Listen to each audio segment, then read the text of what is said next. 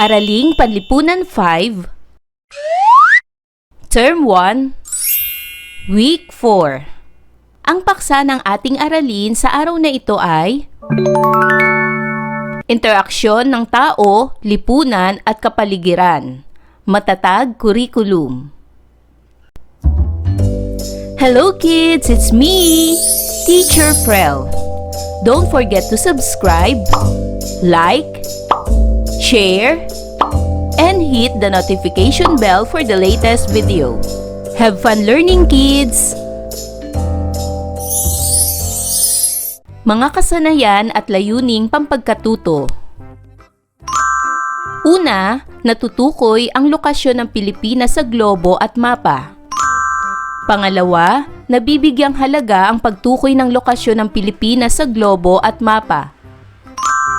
At pangatlo, nasusuri ang kaugnayan ng lokasyon sa paghubog ng kasaysayan. Para sa nilalaman ng ating aralin, ito ay ang interaksyon ng tao, lipunan at kapaligiran. Una, kaugnayan ng lokasyon sa paghubog ng kasaysayan. A. Pilipinas bilang arkipelago at bahagi ng Timog Silangang Asya. Unang araw. Tayo ay magkaroon ng isang munting balik-aral. Panuto, puna ng wastong sagot ang graphic organizer sa ibaba. Pinagmula ng sinaunang Pilipino. Ipinaliliwanag sa pamamagitan ng nababakas sa pamamagitan ng labi o kasangkapan ng. Puna natin ang sagot ang ipinaliliwanag sa pamamagitan ng teoryang Austronesian, teoryang core population, at migration. Punan naman natin ang nawawalang sagot sa nababakas sa pamamagitan ng labi o kasangkapan ng. Taong tabon, taong kalaw, at taong Luzonensis. Para naman sa gawaing ito, sagutan ang mga sumusunod na pamprosesong tanong at isulat sa sagutang papel. Una, ano-ano ang mga katangian ng Pilipinas bilang isang arkipelago? Tama! Ang Pilipinas ay binubuo ng mahigit 7,600 na mga pulo. Nahahati ito sa tatlong pangunahing pangkat ng mga isla o pulo, gaya ng Luzon, Visayas at Mindanao. Napapaligiran ito ng mga dagat at karagatan, kaya sagana sa yamang dagat. May mahahabang baybayin, iba't ibang anyong lupa at anyong tubig, at mayaman sa biodiversity. Ang mga isla ay pinagdurugtong ng mga daungan, tulay, at iba pang paraan ng transportasyon. Para naman sa pangalawang katanungan, bakit mahalagang matukoy ang lokasyon ng Pilipinas sa globo at mapa? Mahalagang matukoy ang lokasyon ng Pilipinas sa globo at mapa upang malaman ang eksaktong kinaroroonan nito sa mundo. Maunawaan ang klima, panahon at mga likas na yaman ng bansa. Makatulong sa paglalakbay, kalakalan at pakikipag-ugnayan sa ibang mga bansa. At maging handa sa mga sakunang dulot ng lokasyon nito tulad ng bagyo at lindol. Pangatlong tanong, ano ang mahalagang papel ng lokasyon ng Pilipinas sa paghubog ng kasaysayan? Malaki ang naging papel ng lokasyon ng Pilipinas sa paghubog ng kasaysayan nito dahil matatagpuan ito sa Timog Silangang Asya at napapaligiran ng mga dagat. Naging sentro ito ng kalakalan at pakikipag-ugnayan sa iba't ibang bansa. Naging dahilan din ito ng pagdating ng mga mangangalakal at mananakop na nakaimpluwensya sa kultura, relihiyon, ekonomiya at kasaysayan ng Pilipinas. Bukod dito, ang lokasyon nito ay mahalaga rin sa depensa at ugnayang panlabas ng bansa. Paghawa ng bokabularyo sa nilalaman ng aralin. Para sa gawain bilang isa, subukin natin. Susing salita ng aralin. Panuto, isaayos ang mga pinaghalo-halong mga titik sa bawat bilang upang mabuo ang tamang salita. Isulat ang sagot sa inyong kwaderno o sa inihandang espasyo sa sagutang papel. Una, makikita sa termino ang mga nakagulong letra. Ang kahulugan nito ay, ito ang eksaktong lugar kung saan matatagpuan ang isang tao, bagay o bansa. Anong termino ito?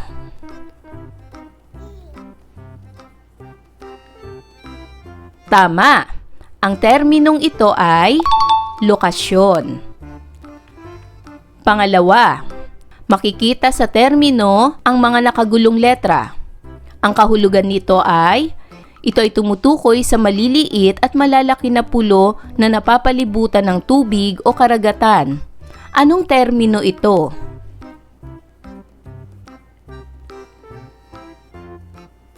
Tama! Ang terminong ito ay arkipelago. Pangatlong termino. Ang kahulugan ay tumutukoy sa angular na distansya pahilaga o patimog mula sa Ecuador o equator. Anong termino ito? Ayusin ang mga nakagulong letra.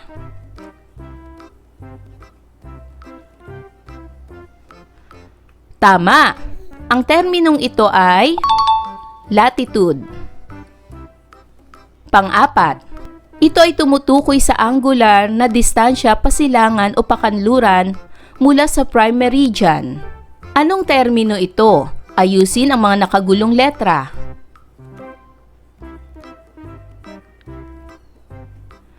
Tama! Ang terminong ito ay longitude. Konsepto bilang isa. Kaugnay ng lokasyon sa paghubog ng kasaysayan. Para sa letter A, pag-aralan natin ang Pilipinas bilang arkipelago at bahagi ng Timog Silangang Asya. Pag-aralan natin ang kinalalagyan ng Pilipinas sa mundo at mapa ng Timog Silangang Asya. Lokasyon ng Pilipinas. Ang lokasyon ay tumutukoy sa tiyak na kinaroroonan ng isang bagay o lugar. Mahalagang matukoy ang lokasyon ng Pilipinas sa Asya at sa mundo gamit ang globo at mapa. Ang globo ay ang pabilog na representasyon ng mundo at ang mapa naman ay ang patag na representasyon nito. Ang Asya ay nahati sa 5 rehiyon. Ang Silangang Asya, Timog Silangang Asya, Timog Asya, Kanlurang Asya, at Hilagang Asya. Ang Timog Silangang Asya ay matatagpuan sa silangang bahagi ng Indian subcontinent at Timog China. Saklaw ng rehiyon ang 10.5% bahagi ng Asya. Ang Pilipinas ay bahagi ng mundo. Isa ito sa mga bansa sa kontinente ng Asya, partikular matatagpuan ito sa Timog Silangang Asya. Tingnan ang mga larawan ng globo at mapa sa itaas kung saan makikita ang bansang Pilipinas. Ang lokasyon ng Pilipinas ay maaaring matukoy gamit ang mga likhang isip na guhit na makikita sa mapa o globo. May 2 pangunahing paraan sa pagtukoy ng lokasyon.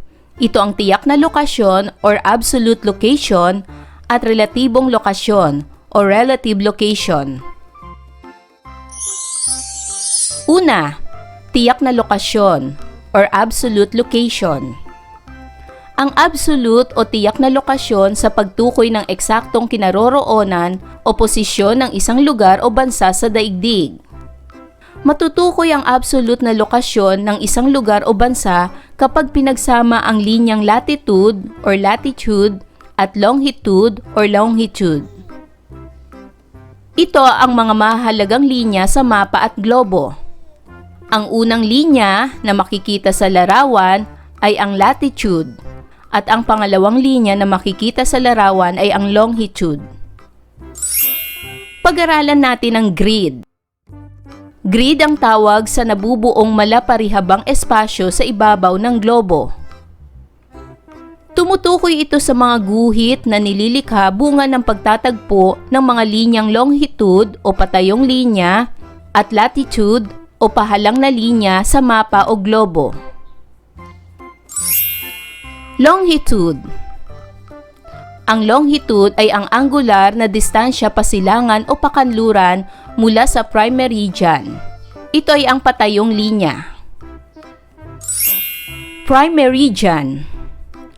Ito ang naghahati sa globo sa dalawang bahagi, ang silangang hating globo at kanlurang hating globo. Tinatawag rin ito na Greenwich Meridian dahil bumabagtas ito sa Greenwich, England. Latitude. Ang latitude ay ang angular na distansya pahilaga o patimog mula sa Ecuador. Ito ay ang mga pahigang linya.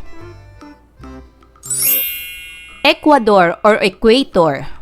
Ito ang matatagpuan sa gitnang bahagi ng globo na may pantay na layo mula sa North Pole at South Pole. Sa tulong ng grid, ang tiyak na lokasyon ng Pilipinas ay nasa pagitan ng 4 degrees, 23 at 21 degrees, 25 sa hilagang latitude at sa pagitan ng 116 degrees at 127 degrees sa silangang longitude. Matatagpuan din ang Pilipinas sa bandang hilagang hating globo sa may pagitan ng Ecuador at tropiko ng Cancer. Ang layo ng Pilipinas sa Ecuador ay 4 degrees lamang, kaya't kabilang tayo sa mga bansang nasa zonang tropical or tropical zone. Ang distansya naman ng bansa ay 54 degrees mula sa silangang bahagi ng international dateline. Pangalawa, relatibong lokasyon o relative location.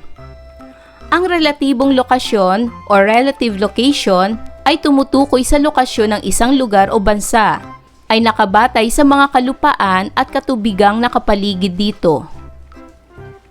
Katulad ng tiyak na lokasyon, magagamit din ang globo at mapa sa pagtukoy ng relatibong lokasyon ng Pilipinas.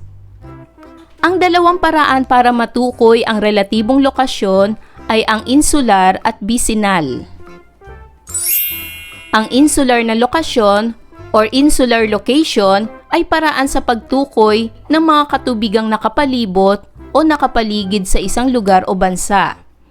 Ang vicinal na lokasyon or vicinal location naman ay paraan sa pagtukoy sa lokasyon ng Pilipinas batay sa kalupaan o mga bansang nakapalibot o nakapaligid sa isang lugar. Direksyon, hilaga or north. Ang mga katubigang nakapaligid sa direksyon ng hilaga or north ay ang Bashi Channel. At ang mga kalupaang nakapaligid ay ang bansang Taiwan, Timog Korea at Japan.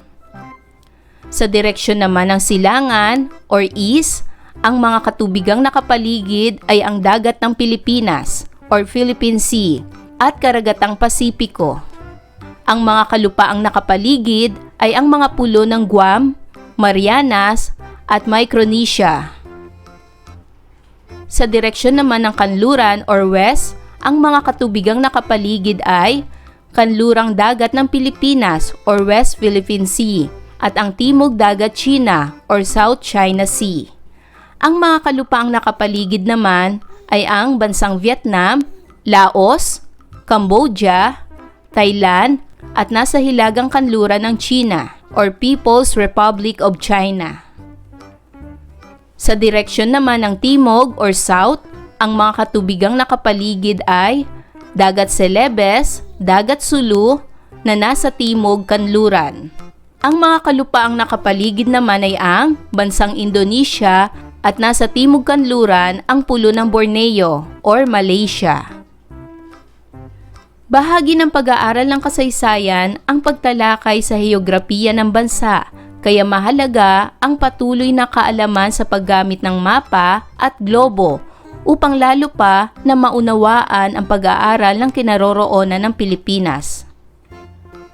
Mahalaga ring malaman ang kinalalagyan ng Pilipinas sa mundo upang higit na maunawaan ang katangiang heograpikal ng bansa. Ikalawang araw. Ang Pilipinas bilang isang arkipelago. Arkipelago ang tawag sa mga malalaki at maliliit na pulo na napapalibutan ng tubig o karagatan. Ang Pilipinas ay isang bansang kapuluan o arkipelagong napaliligiran ng malalawak na katubigan na may kabuuang sukat na 300,000 kilometro kwadrado at may mahigit sa 7,641 na maliliit at malalaking pulo. Ang Luzon, Visayas, at Mindanao ay ang tatlong pangkat ng pinakamalalaking pulo sa bansa. Bilang arkipelago, mahalagang katangian ng bansa na mas malaki ang saklaw nitong katubigan kung ihahambing sa sakop nitong kalupaan. Ang mga katubigang nakapalibot dito ay pinagkukunan ng mga yamang dagat. Nakapagbibigay ito ng kabuhayan sa mga naninirahang malapit sa baybay dagat na dagdag sa panrelihiyon at pambansang kita. Ang Pilipinas bilang bahagi ng Timog Silangang Asya. Napakahalaga ang lokasyon ng Pilipinas bilang isang bansa sa Timog Silangang Asya. Ang magandang estratehikong lokasyon nito ay may malaking kinalaman sa paghubog ng kasaysayan. Naging dahilan ito ng pagtungo sa Pilipinas ng mga Austronesianong nagmula sa Timog China. Malapit ang Pilipinas sa kalupaang Asya, kaya napadali ang migrasyon ng mga katutubong Negritos, Indones at Malay at iba pang pinaniniwalaang mga unang taong nanirahan sa bansa. Ang lokasyon ng Pilipinas ay naging bentahe rin sa mabilis na pag-unlad ng kalakalan sa mga kalapit bansa nito gaya ng China, India, Japan at Saudi Arabia. Ang Pilipinas ang naging sentro ng pamamahagi ng iba't ibang produkto mula sa Timog Silangang Asya dahil daanan ito ng mga sasakyang pandagat at panghimpapawid, buhat sa maraming panig ng mundo. Bunga nito, umunlad din ang ekonomiya ng bansa pati na rin ang kultura nito. Ang estratehikong lokasyon ng Pilipinas ay naging batayan para maging sentro ng komunikasyon at transportasyon at mga gawaing pangkabuhayan ang Pilipinas. May mga barko at eroplano ang tumitigil muna sa Pilipinas bago magpatuloy sa paglalakbay sa iba't ibang bansa sa Asya, maging sa Australia. Sa aspektong kultural ay sinasabing ang Pilipinas ay sentro ng pinaghalong kultura ng mga bansang kanluran at silangan. Nakasalamuhan ng ating mga ninuno ang iba't ibang mga tao sa iba't ibang bansa sa Asya at ibang mga kontinente, dala ang mayamang kaugalian, industriya, edukasyon at iba pa. Dahil na rin sa taglay na pinaghalo-halong kultura ng mga Pilipino, ang konsepto ng global citizenship ay mabilis natutunan. Ang global citizenship ay ang paniniwala na mayroon tayong ugnayan sa bawat isa sa kabila ng pagkakaiba-iba. Ito ay nakakatulong sa pagsulong ng isang lipunan na pagyakap sa mga responsibilidad sa lipunan para sa kabutihang panlahat kaysa sa pansariling kapakinabangan. Dahil sa magandang lokasyon ng Pilipinas, gumanda rin ang ating relasyon sa pandaigdigang pakikipag-ugnayan o international relations. Ang international relations ay tumutukoy sa interaksyon ng isang bansa sa mga bansa at iba't ibang pandaigdigang organisasyon. Kaya't masasabi nating malaki ang papel na ginagampanan ng lokasyon ng Pilipinas sa paghubog ng ating kasaysayan at ang patuloy na pag-usbong ng lahing Pilipino. Ang lokasyon ng Pilipinas sa panahon ng mga mananakop, kaugnayan ng lokasyon sa paghubog ng kasaysayan. Panahon ng mga Espanyol. Ang lokasyon ng Pilipinas ay isang salik kung kaya't naging kolonya ng Spain ang bansa.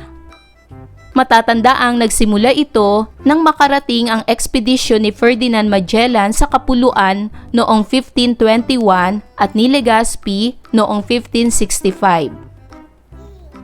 Dahil sa mahusay na lokasyon ng bansa at mayamang kalikasan nito, naganyak ang mga Espanyol na tuluyan itong sakupin at gawing kolonya. Dagdag pa, malapit ang Pilipinas sa islang tinatawag na Spice Islands o Moluccas, na hinahanap ng mga Europeo para kumuha ng mga rekado o pampalasa. Ito ay nagbigay daan sa pagdating ng mga Espanyol sa bansa. Dahil dito, nagka-interes ang mga Europeo, lalo na ang Espanya sa pagsakop ng Pilipinas, at nabago ang ating paniniwala mula sa pagiging pagano ay ipinakilala ang relihiyong Kristyanismo, partikular ang paniniwalang Katoliko. Panahon ng mga Amerikano. Hindi lang Espanya ang nakinabang sa magandang lokasyon ng ating bansa.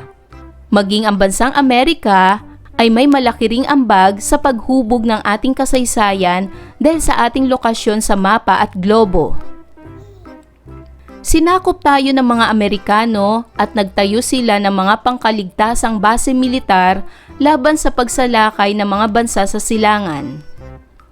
Ginamit ng mga Amerikano ang mga base militar bilang arsenal o imbakan ng mga kagamitang pandigma at dito rin ay nagsasanay sila.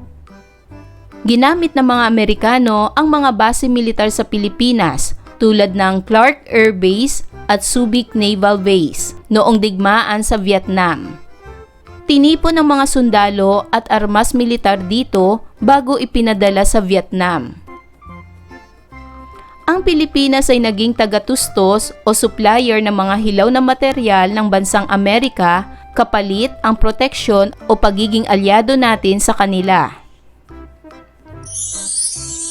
Panahon ng mga Hapones. Naging malaki rin ang impluwensya ng lokasyon ng Pilipinas noong panahon ng mga Hapones. Sinakop ng mga Hapones ang Pilipinas noon dahil sa alitan nila ng mga Amerikano. Nangyari ito noong kontrolado pa ng mga Amerikano ang mga base militar sa Pampanga at Zambales. Sa ngayon ay wala na ang mga base militar na ito sa ating bansa. Para naman sa pinatnubayang pagsasanay, ito ay gawain bilang dalawa, pag-isipan at gawain. #lokasyon ng bayan ko. Panuto, pag-aralan ang mapa sa ibaba at sagutin ang mga pamprosesong tanong. Para sa bilang 1 hanggang 2, ang tiyak na lokasyon ng Pilipinas ay patlang, hilagang latitude, at patlang, silangang longitude. Ano ang tiyak na lokasyon ng Pilipinas sa hilagang latitude at silangang longitude?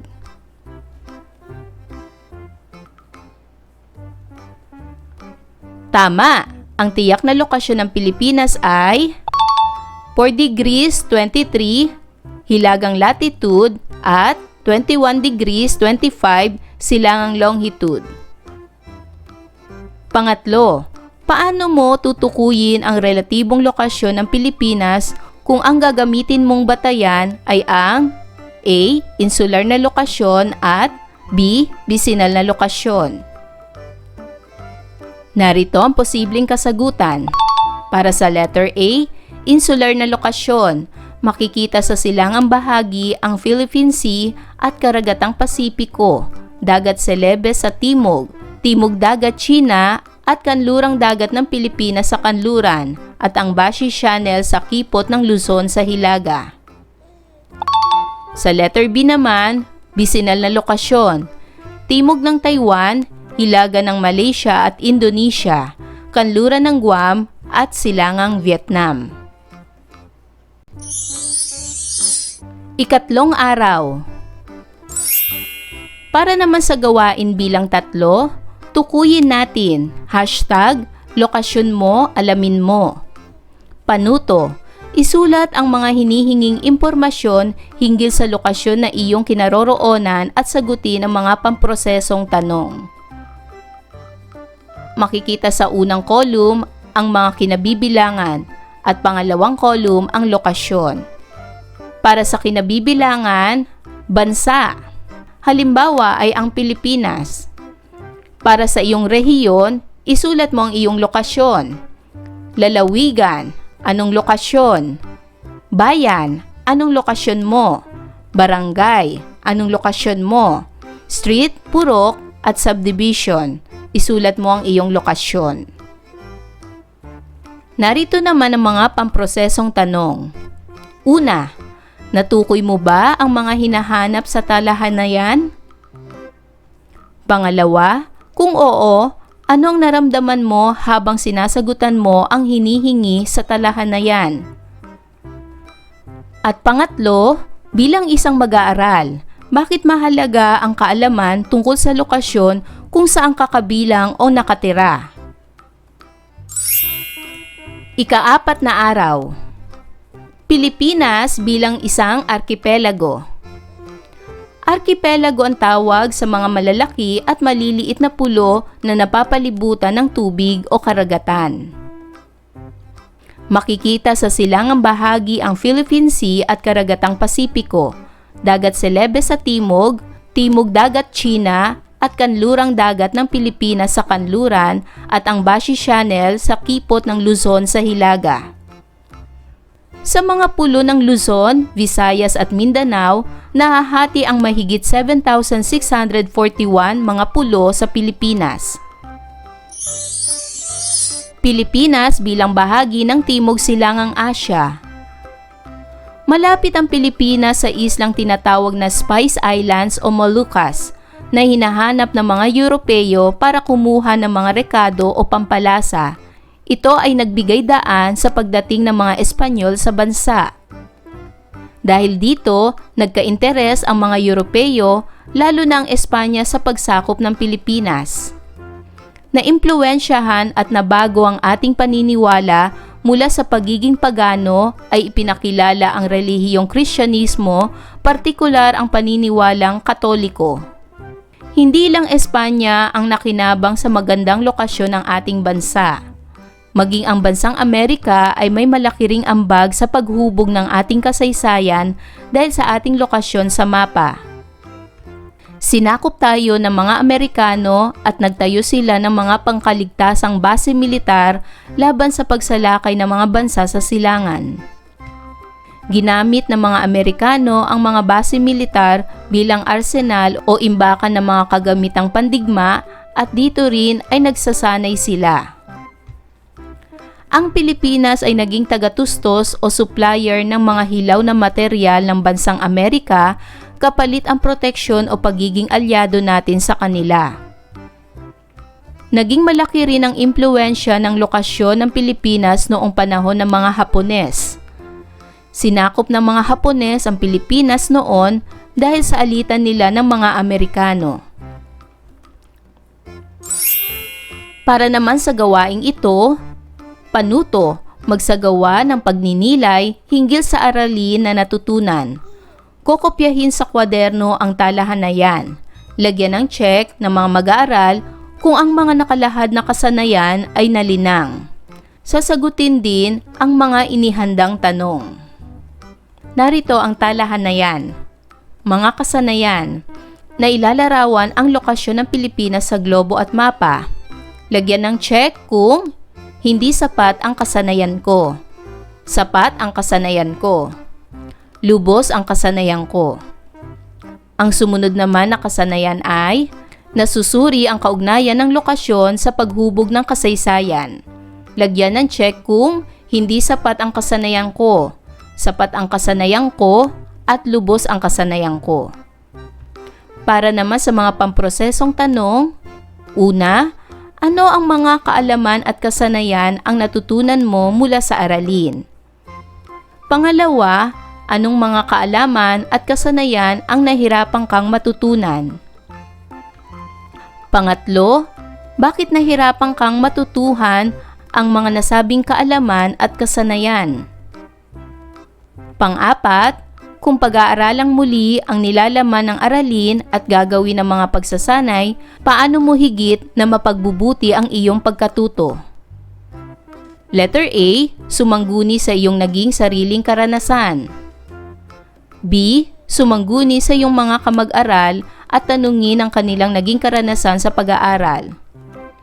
At letter C, sumangguni sa iyong guro at humingi ng mga mungkahi. Ngayon ay dumako na tayo para sa pagsusulit. Panuto. Piliin ang titik ng wastong sagot at isulat sa iyong kwaderno o sagutang papel. Una, ito ay tumutukoy sa angular na distansya pahilaga o patimog mula sa Ecuador or equator. A. Ecuador. B. Latitude. C. Longitude. D. Meridian. Ano ang tamang sagot?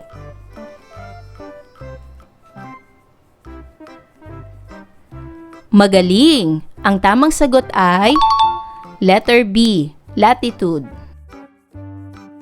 Pangalawa, ito ay matatagpuan sa gitnang bahagi ng globo na may pantay na layo mula sa North Pole at South Pole. A. Ecuador. B. Grid. C. Insular. D. Meridian. Ano ang tamang sagot?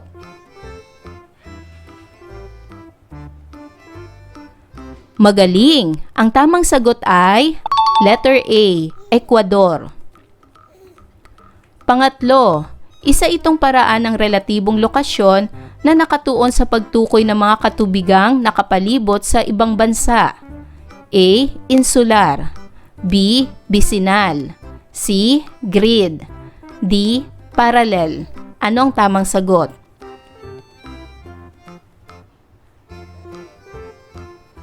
Magaling! Ang tamang sagot ay letter A. Insular. Pang-apat, isa itong anyong tubig na matatagpuan sa silangang bahagi ng Pilipinas. A. Bashi Channel. B. Dagat Celebes. C. Karagatang Pasipiko. D. Timog Dagat China. Ano ang tamang sagot? Magaling! Ang tamang sagot ay letter B. Dagat Celebes. Panglima, isa itong karatig bansa na matatagpuan sa hilagang bahagi ng Pilipinas. A. Guam. B. Indonesia. C. Taiwan. D. Vietnam. Anong tamang sagot?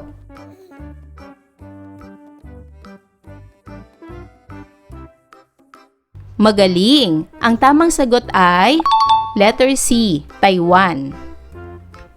Pang-anim, sa rehiyon na ito ng kontinente ng Asya matatagpuan ang Pilipinas. A. Hilaga. B. Silangan. C. Timog.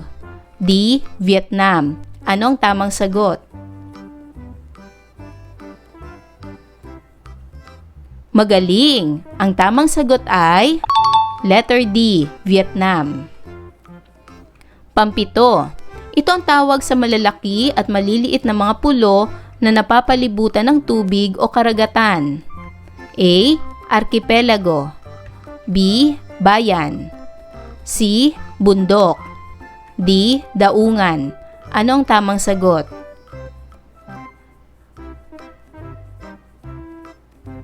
Magaling! Ang tamang sagot ay letter A. Archipelago. Pangwalo, ito ang isla na malapit sa Pilipinas na kung saan nagkaroon ng interes ang mga Europeo na naging daan sa kanilang pagdating at pananakop. A. Hawaii. B. Spice Island or Moluccas. C. Taiwan. D. Thailand. Ano ang tamang sagot?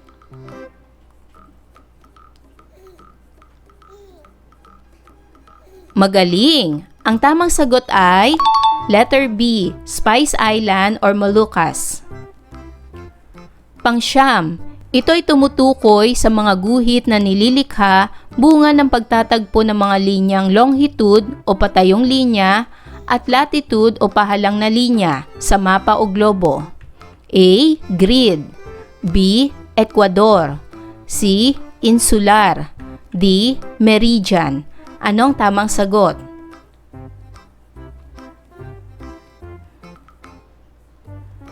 Magaling! Ang tamang sagot ay letter A. Grid. At pang-sampu, ito ang angular na distansya pahilaga o patimog mula sa Ecuador or equator. A. Grid, B. Latitude, C. Longitude, D. Prime meridian. Anong tamang sagot?